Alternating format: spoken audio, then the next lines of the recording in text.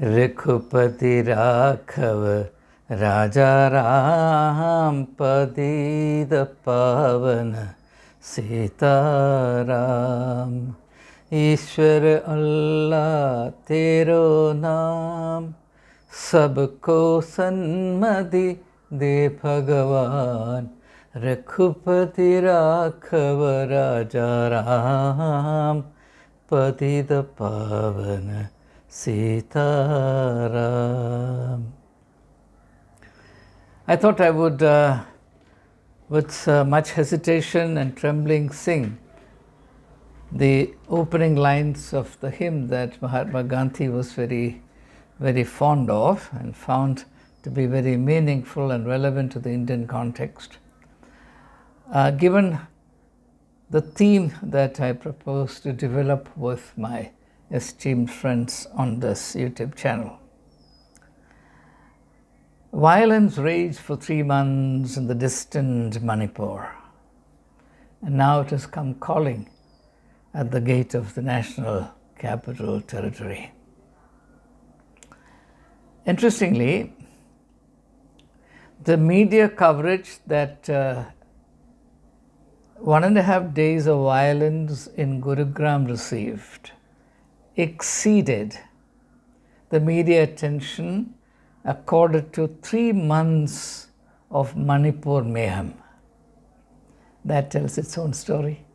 I don't have to develop on this theme any further. Violence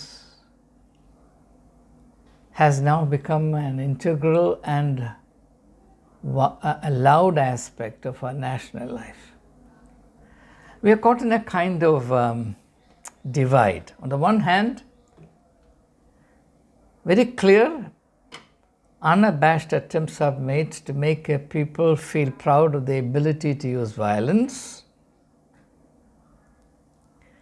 and violence as a mode of self-assertion over others. The reason why unthinkable violence perpetrated in the name of communal riots goes unpunished, mostly unpunished. On the other hand, we're also encouraged to think that violence is a throwback, a cultural throwback.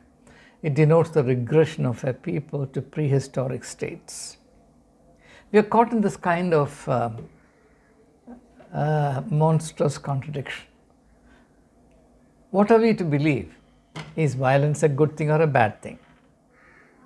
Are we to glory in violence, or are we to feel embarrassed and ashamed of ourselves? What exactly are we to do? We need some clarity on this matter, because this is no child's play.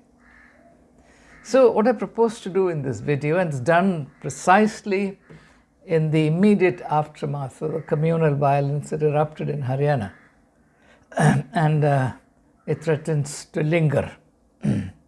Therefore, I offer these very basic reflections to my friends on the social media so that we can start thinking on these issues from a non-partisan perspective with some kind of historical wisdom to it. The very first thing I want to say about violence is that violence is a strategy through which people try to bring about change. This is the most benign definition of change or violence that I can offer. The most neutral, colorless, non-partisan, unprejudiced explanation or definition of violence. It's a strategy for bringing about change. Whether it's a healthy strategy or a malevolent or malignant strategy, we shall see presently. But for the time being, as a starting point, let's fix it in our minds that violence is a strategy, and that strategy always has a necessary goal, and that is to bring about certain desired change. The change as desired by the agent of violence, not the victim or object of violence. This much is very clear. Now, the question is, what is the right approach to bringing about the desired change? First of all, there must be some clarity on whether the change desired is desirable. The fact that I desire a change does not make it necessarily desirable. The question of the desirability of the goal involves the larger picture. And that larger picture includes people who are different from the agents of action. Now, all these things seem rather strange and, far-fetched, whereas they are basics, and the reason why they sound somewhat esoteric is that these things are not talked about in our national discourse. And it's high time that we made a beginning. Now, to me, as I understand it, the only guarantee that the change that we desire, especially the change that we desire which involves the plight of others, those who are different from us, must be such that my body, my mind and my soul, all three agree that this is a desirable change. That's the only legitimate or justifiable yardstick of desirability as far as changes involving others are concerned. As far as changes regarding oneself, one doesn't have to discuss, because most people do not want to change themselves, therefore they become experts in changing others.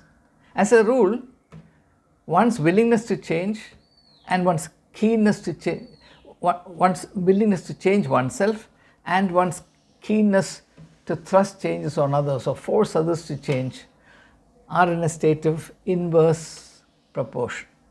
The more one wants to remain the same, the more one wants to change others to suit to one's convenience. So let that be. Now, I said that the only reliable, feasible, sane, wholesome yardstick for judging whether or not the goal I propose or the change I propose is desirable beyond being desired by me is that it should be something in which my body, mind and soul harmonize and participate. Now let me explain.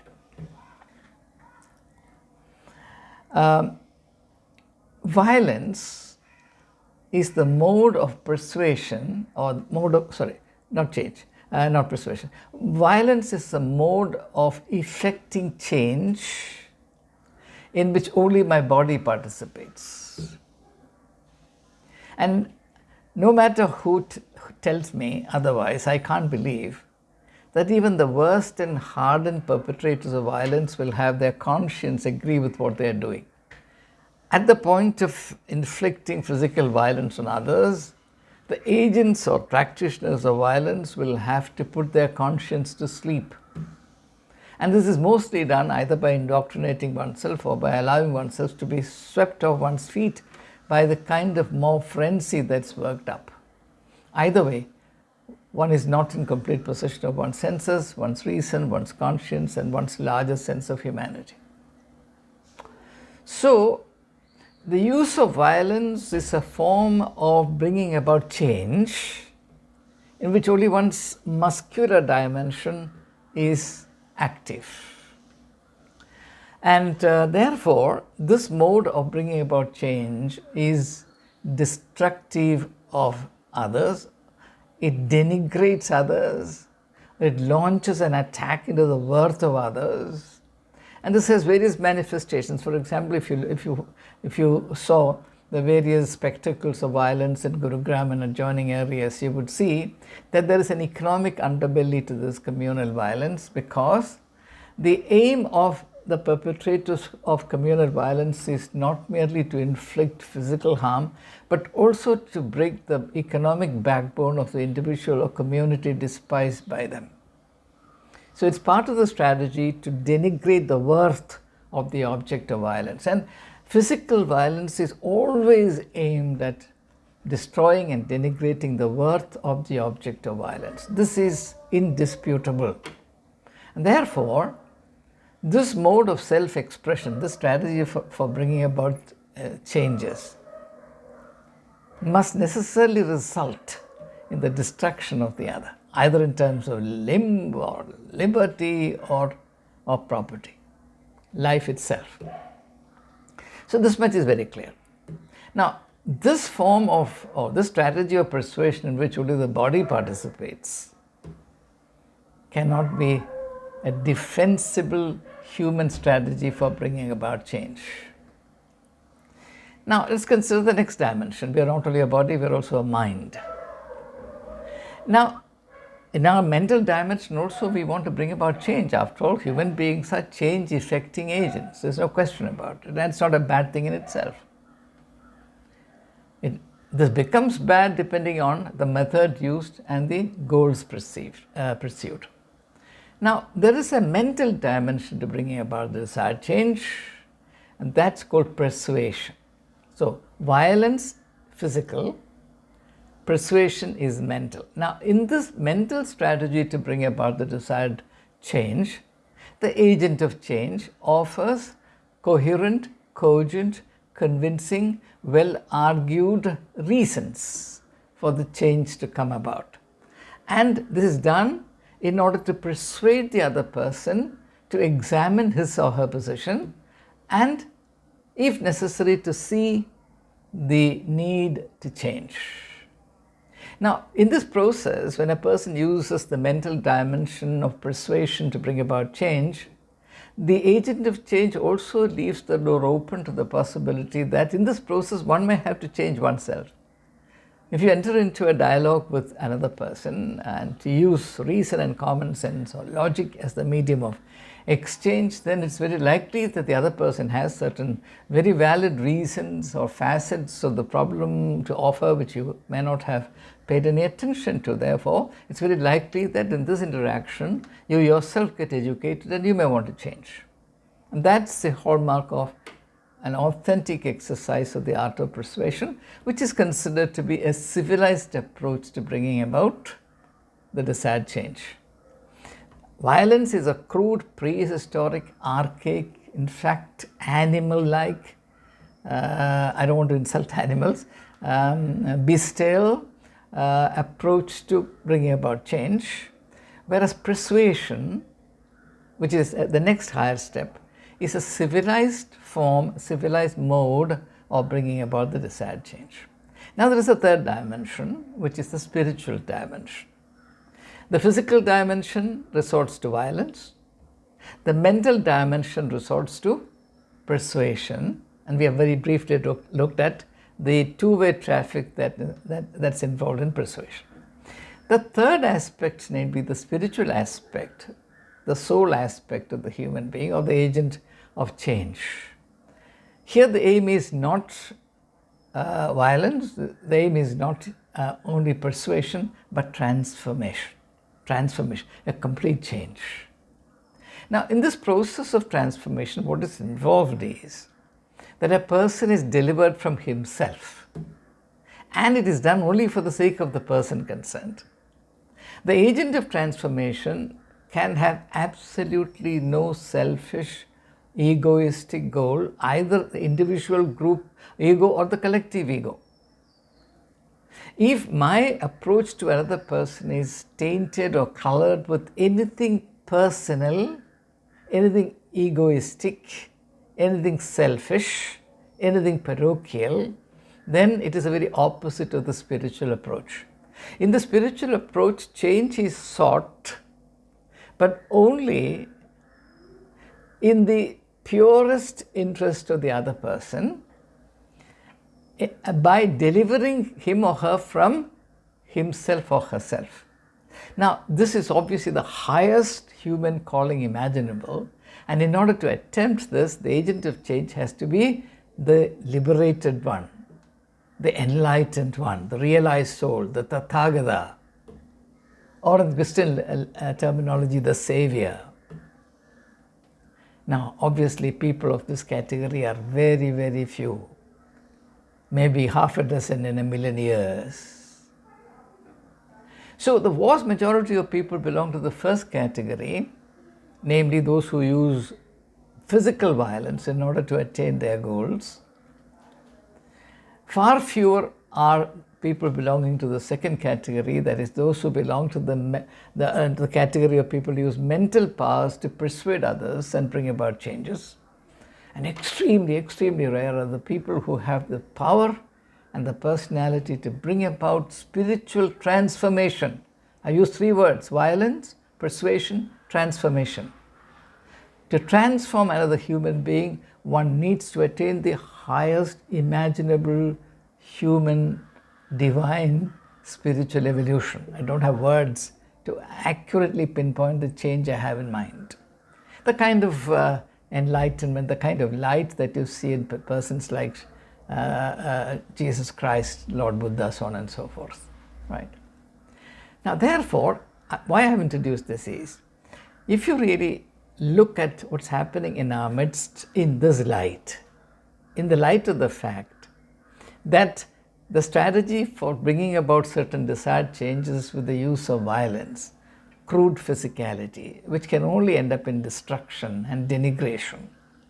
It is the crudest form of human response to the world around. Please understand, this is the crudest, most uncivilized, is the bestial, is a prehistoric approach to people and situations.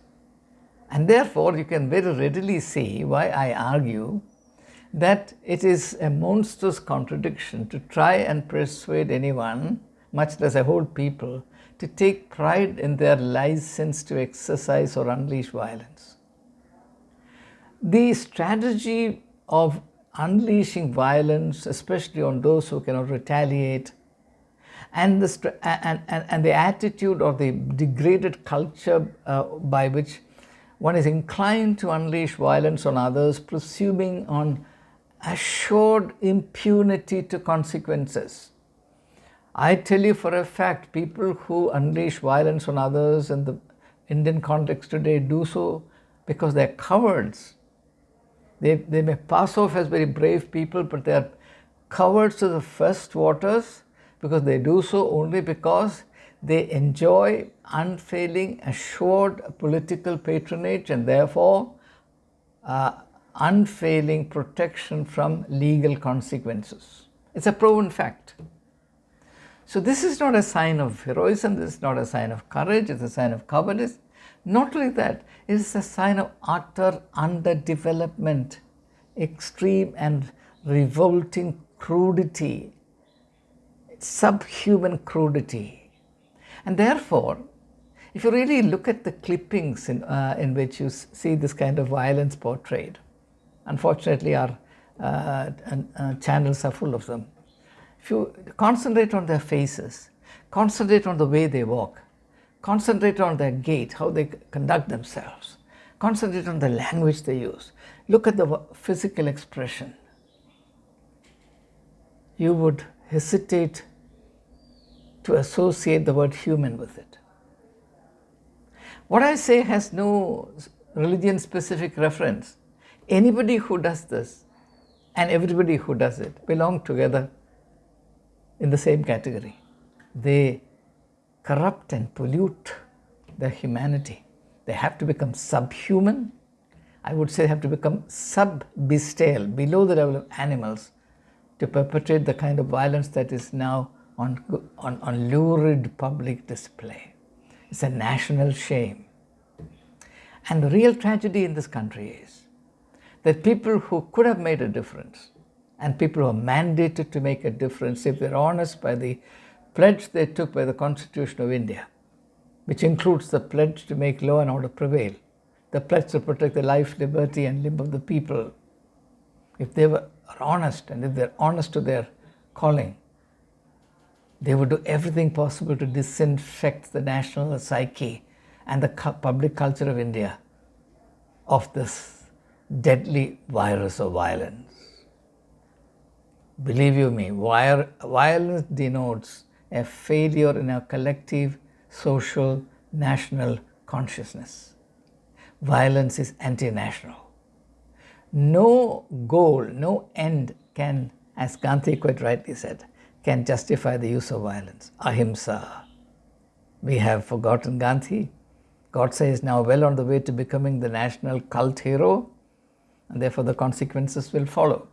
Therefore, it's particularly important for well-meaning citizens to have some clear thinking about what violence means, its dynamics, aberrations, limitations, and its deadly consequence. And on that, I'll close now. It might seem a heady agenda to unleash violence on the defenseless people, simply because you're in a position to do so with assured impunity.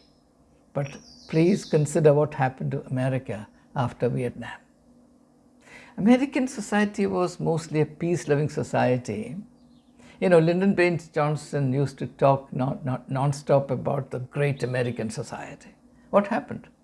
American involvement in Vietnam and the unspeakable atrocities perpetrated on the Vietnamese people created a cult of violence, and that cult infected the American society.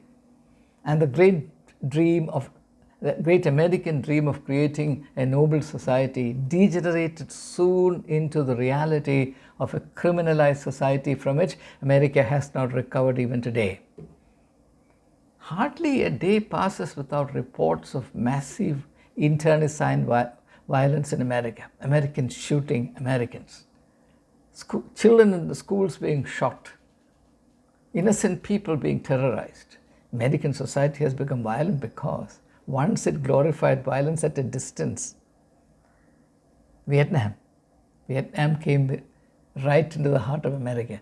That is a lesson we cannot afford to overlook. Therefore, my friends, think 10 times, then did 100 times before you glorify violence. The consequence can be more terrible than you realize.